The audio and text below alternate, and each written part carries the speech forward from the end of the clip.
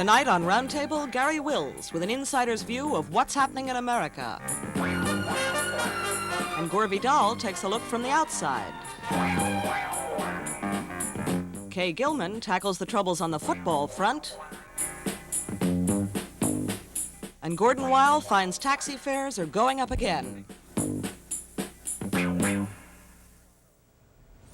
Garry Wills is a classic scholar, a newspaper columnist, an historian, and a writer who joyously leaps across programmed ideas square into the center of the action.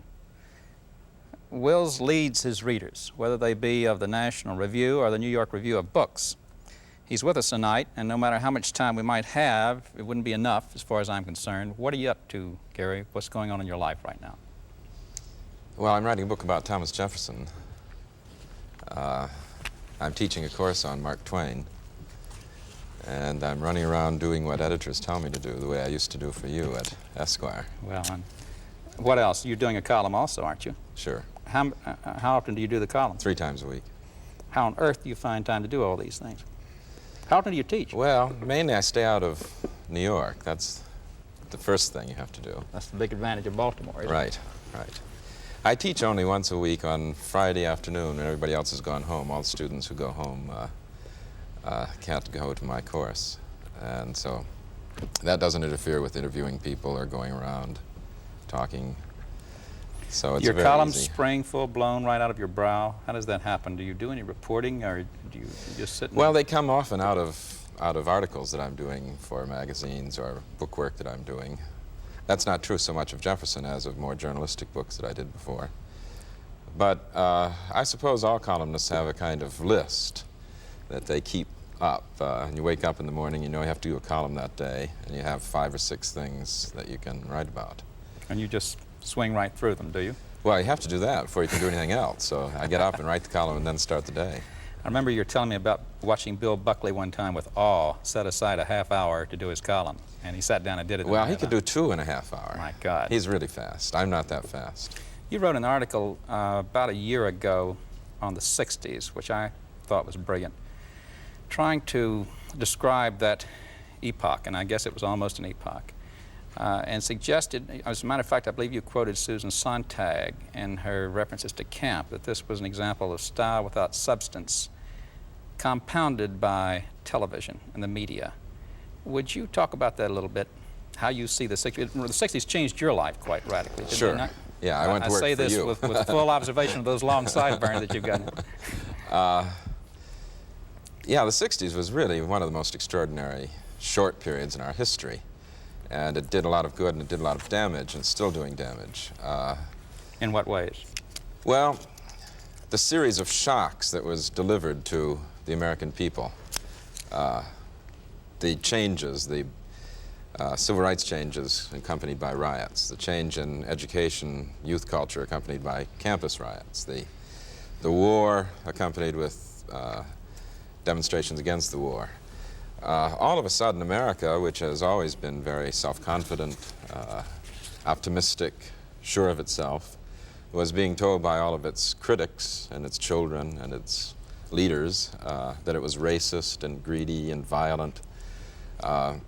Think back on all of those reports, the Kerner report, the Schaap report, the Eisenhower report, the Hurd report, all of these reports that came in, and all of the presidents had to ignore them because they were politically so unpopular, about violence, racism, imperialism, mistreatment of children, repressive laws on pornography, on drugs. Well, how was it style without substance, though?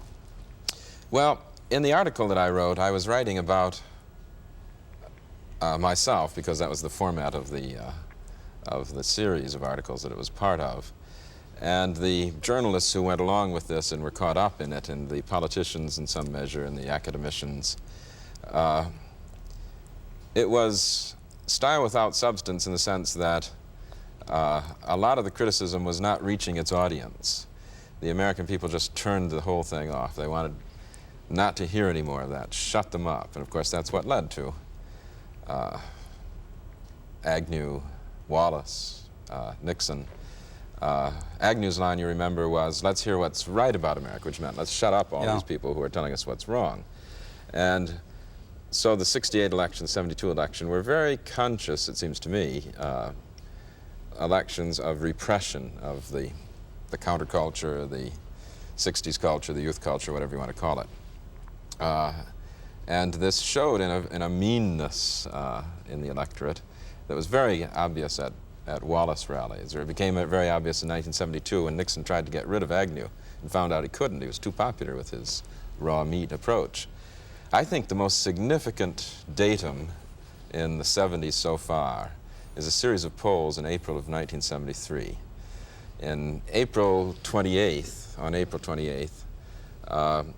the American people were asked whether they believed that Nixon was telling the truth about Watergate. 9% believed that. Now, this is April of 73. He's just 3 months into his second term after a landslide election. Incredible. With the majesty of his office, after he's expressly denied that he was involved. The people knew they had elected a crook. I'm fascinated with what you say that we are still reeling from the 60s. Have the 70s begun yet? This is 1974. Are we starting to reshape, and in what direction do you think? Sure, I think they began with the election of Nixon in 68, really. They began with the anti-elite revolt, which is still going on. You'll notice that although Nixon overstepped the bounds and fell, his appeal to attack the press, to attack the academies, the pointy heads, the professors, is still very popular. You can still get crowds Needs reconsolidation, worked up. I suppose, doesn't it? Sure. And in a way, it has a much more convincing leader in Gerald Ford, you know, who's kind of the apotheosis of dumb. And believable. Right. And he is a believable man. Right. Yeah. Nobody's going to confuse Nixon him with the pointy-head professors. Let me ask you, your book, Nixon Agonistes, was one of the more serious studies of Nixon during his presidency. I'm fascinated, since you're an old Nixon observer, what you think about him now as a man after his fall. What is your own view towards him? Well, I feel sorry for him, but as I felt sorry for him when he was in power, I felt that after the Hiss case especially, and then all through the 50s, he was progressively less and less a man. He was kind of a quarter of a man by the time he became president, and pitiable on those grounds. In a sense, his fall is not as bad as it would have been for a full man. That is, he feels the world hated him all the time anyway. So it's not that big a change. It's your theory that he has now finally satisfied that. Well, it's confirmed. He should be a happy man then, is what you're... No, not happy, but at least his suffering was not as great as it would have been for a normal person, it seems to me.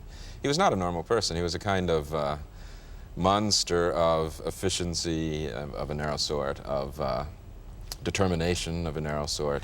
And this was admirable in a way. You know, he was kicked and knocked down, the last liberal, beat up, I believe and you described just him. got up and kept going and going and going. Yeah. You are a strong Catholic, and I'm a good Southern Baptist. Do you see any possibility in redemption for this man under present political circumstances? Is he gone forever now? Politically, he's gone, sure, but that's salvation, to be gone politically.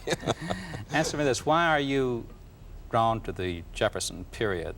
Gore Vidal is going to be on this show, and Gore is in the same period, too. I'm interested in what is it that has brought you to this at this point?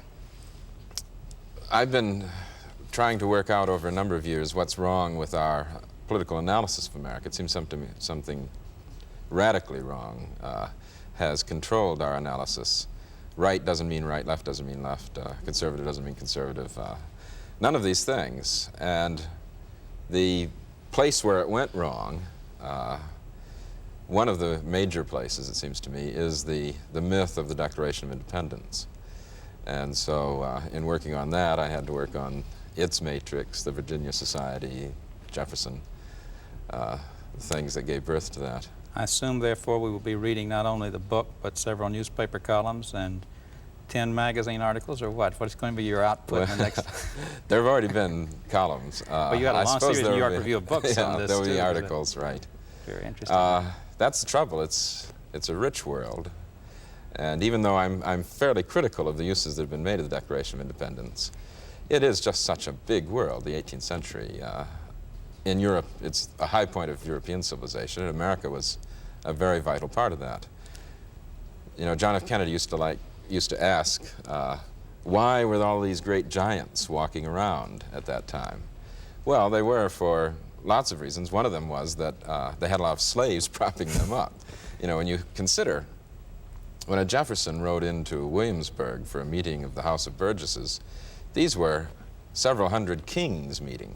They ruled realms of hundreds of souls that were just totally dependent on them. I am bolstered in my anticipation of what you're going to be doing by virtue of the fact that you use an electric typewriter. You're the only writer I know who does this, and I can hardly wait to see what you're going to write about it. Thanks a lot, Garry. Right.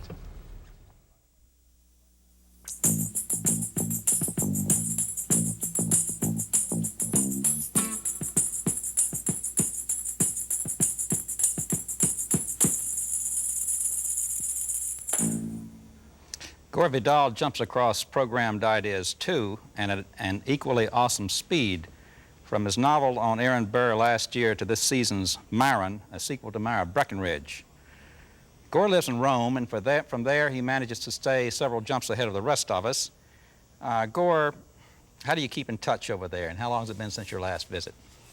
Well, I was here about 3 or 4 months ago, and I don't know, how do we keep in touch with anything? If you read Time and Newsweek, you share the same ignorance with the rest of the country. Are those your sole sources of... No, they are my sort of weekly drip torture, and I read the English papers, which have very good American coverage. And then I just think about the United States a lot. It's what I write about. I was wondering about your dark broodings from the early days of August through the most recent events, down to the Rockefeller hearing. So, a good long paragraph here. A good long paragraph. Well, I must say I was very excited by the decline and fall of Richard Nixon, which I had predicted. When did you predict that? Well, first of all, in that play I did, An Evening with Richard Nixon, I set it up, and then when I was here last, well, about 6 months ago, I said that Nixon would be gone within a couple of months. I was wrong about 4 months, but I knew that indeed the days of the Prince of Darkness were numbered. But I don't think we should ever underestimate Nixie, as I like to call him, Nixie's real sense of fun that he has left us with a present, which is Gerald Ford. And we particular delight to you, I'm sure. Oh, and we must always think, you know, just what on earth has he done to us? Who is Gerald Ford? What's he all about? Here's a man whose closest friends are lobbyists. Did you read that in Time or Newsweek, one of those that said the president's only real friends, and they named off his Washington friends, and said they're all lobbyists, which means that they represent the banks, Big Steel, and so on. So I fear that we have a government which will be dedicated to the principles of Herbert Hoover and to the maintenance of the Pentagon. This is my real worry, because Gerald Ford is a loyal, cold warrior and will double the Pentagon budget at any chance he can get, as will Nelson Rockefeller. Was the pardon no surprise to you? No. I think, like everybody else in the country, that there was a deal.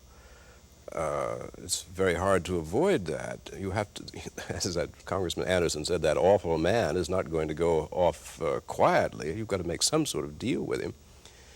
And I think that we must always remember one thing. Nixon picked Ford as he picked Agnew. And, you know, you remember what Nixon said about Spiro Agnew? I picked Spiro Agnew, and he is a good pick. He said at one point in his last campaign. By the same logic, Ford picking Rockefeller does not...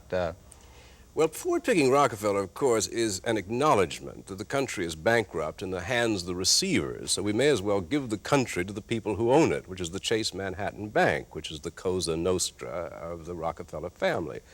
So in one way, I think it is highly suitable that a bankrupt country, both morally and it would appear financially, such a country should go into the hands of the receivers of the people who own it. And since Nelson's and his family do own our country, perhaps they ought to run it. I don't know. On the other hand, I think that Nelson Rockefeller, if he should be nominated, and I rather suspect now he won't be, confirmed by the Congress, will never get rid of him. First of all, Ford will just vanish in the next couple of years. They'll be sending him on longer and longer trips, and the Rockefeller team will be there. And suddenly he'll have a marvelous job with the Rockefeller Foundation in '76, and he and Betty will decide, maybe from Grand Rapids, they can do better work for the foundation. And then Nelson will have this country for 8 years. And, you know, Rockefellers never die.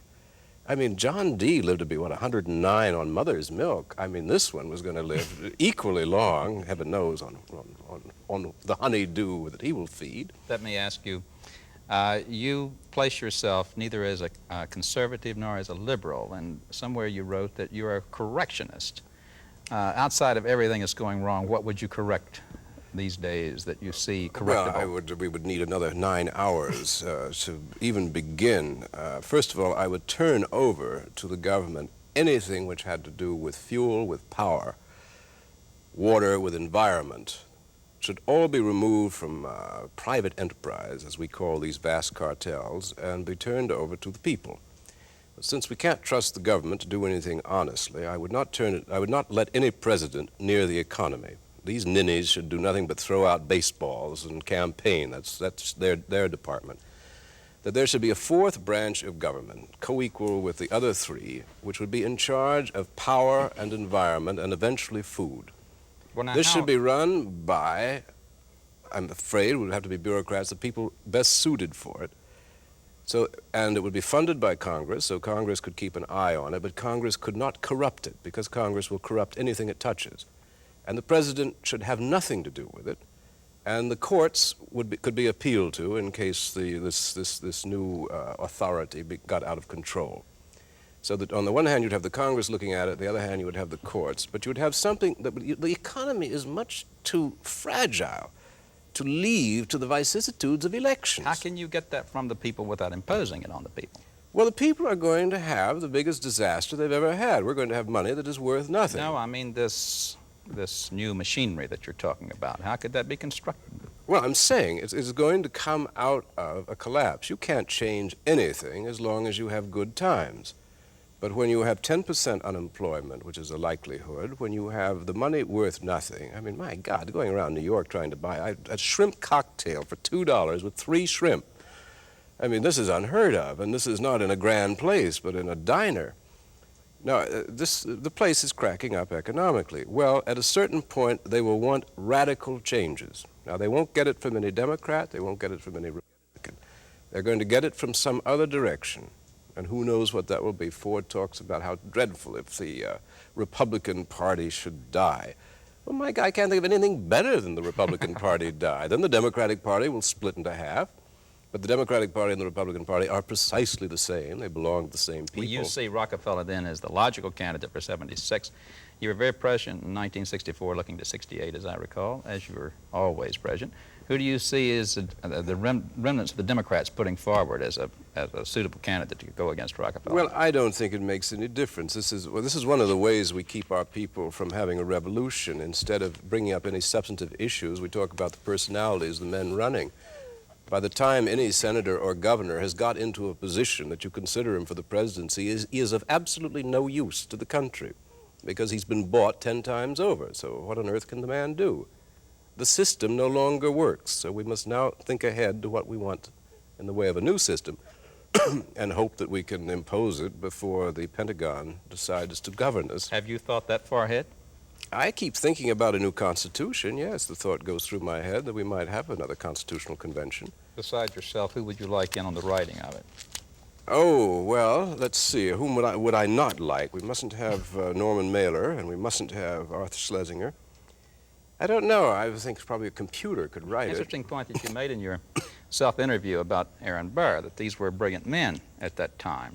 Oh, yes, and you know, I'm writing about 1876 now, and my God, you know, Rutherford B. Hayes, Chester A. Arthur, and James A. Garfield were brilliant men, classical scholars, thoughtful, literary, witty, intelligent. These 3 dim presidents that none of us knows anything about, and I'm just learning about because I'm reading up on them.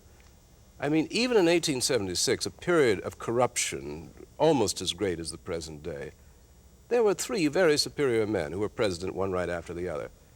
And now I must say I've met most of the presidentials and presidents of the last 20 to 30 years, and the third-rateness of the whole lot is just, an intellectual third-rateness is just overwhelming. They don't know anything. In the brief time that's left, let's move just for a moment to the literary situation. It would seem to me that your generation now is the formed establishment. And 20 years ago, that was not so. We were talking a little about John Aldrich's book, After the Lost Generation, which seemed to signal a whole shift coming. Who do you see coming up now that are interesting to you as... Do I hear the knocking on the door of youth?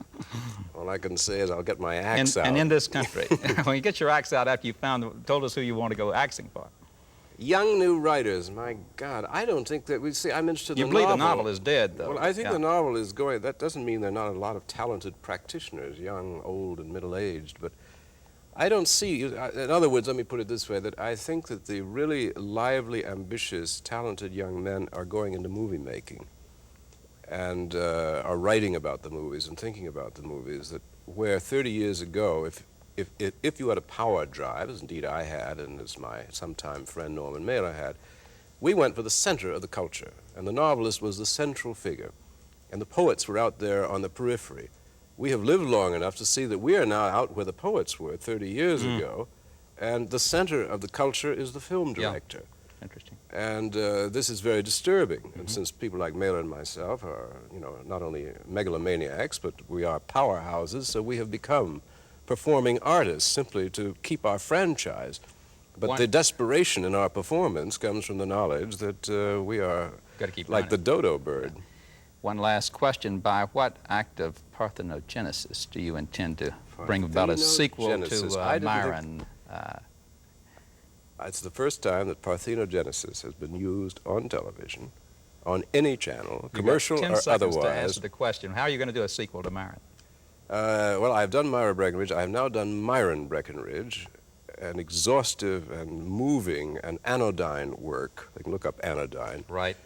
And if I do anything that follows that, because I've gone from male to female and back again, it will be called It. Thank you very much, Gore Vidal.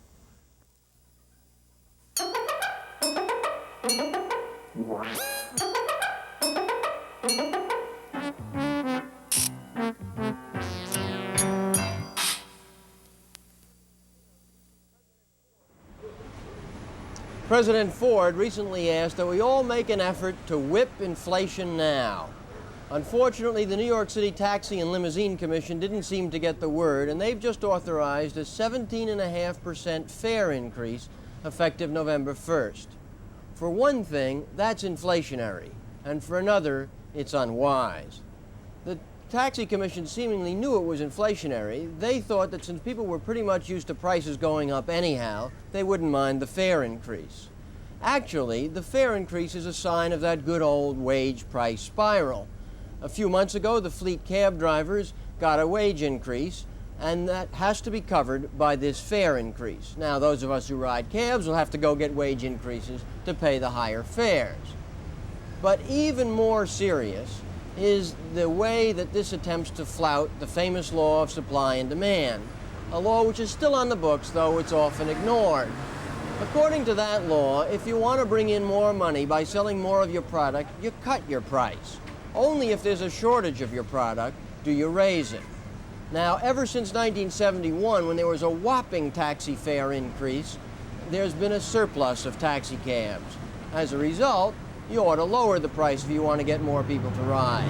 And in fact, there has been a desertion of the cabs by a great number of riders.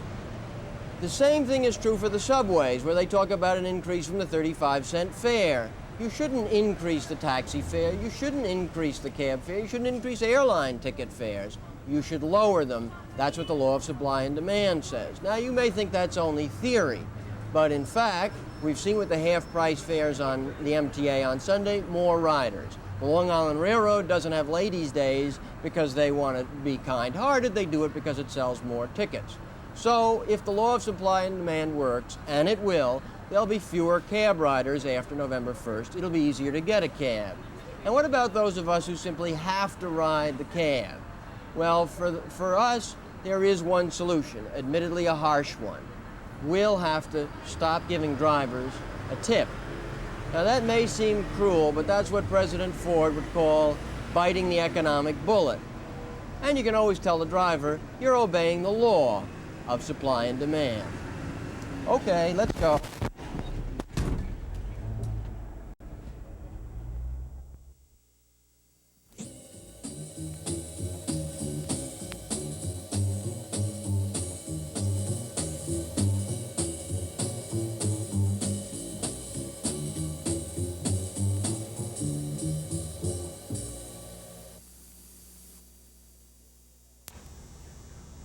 Here's Kay Gilman of the sports staff of the New York Daily News to tell us a little bit about the big picture in pro football.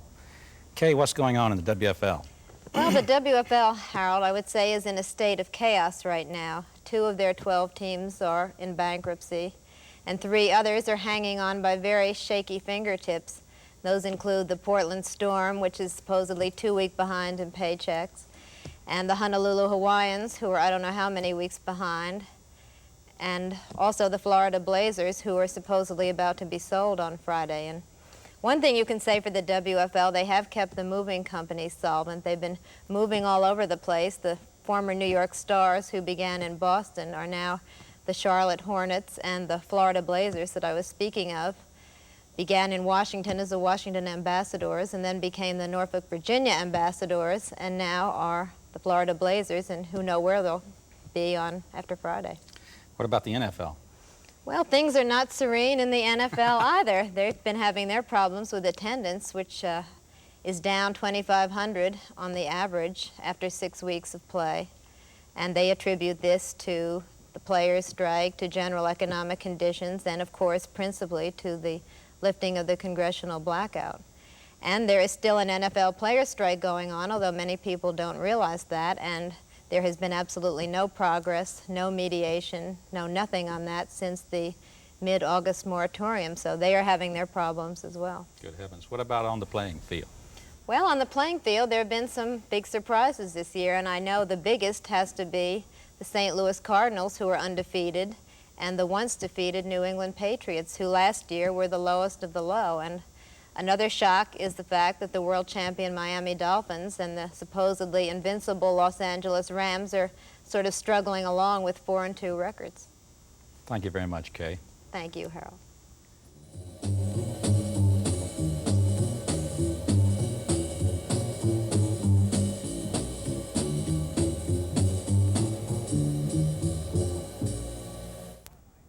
Tomorrow night, Gay Talese, Frank Stella, Grace Lichtenstein, and Dr. John Astrakhan on tennis as an obsession.